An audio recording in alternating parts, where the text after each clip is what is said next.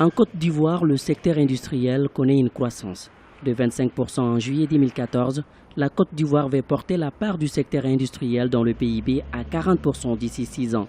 Pour ce faire, le gouvernement a pris de nombreuses dispositions. Nous avons mis en place un certain nombre de programmes et de mesures pour justement accroître l'industrialisation à travers la transformation donc, de nos produits agricoles.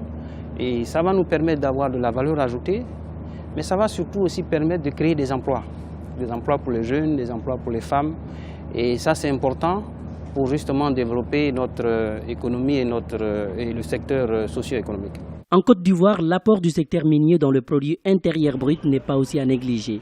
En dehors du pétrole et du gaz, la Côte d'Ivoire bénéficie de la présence des ressources minières, notamment l'or, le manganèse, le diamant, le fer, le nickel et le cuivre. Cependant, seuls l'or et les manganèses sont extraits de manière industrielle. Nous avons un potentiel dans le domaine de l'or, des réserves estimées à plus de 600 tonnes, mais également dans le manganèse, dans le fer, dans le nickel et dans le diamant en particulier.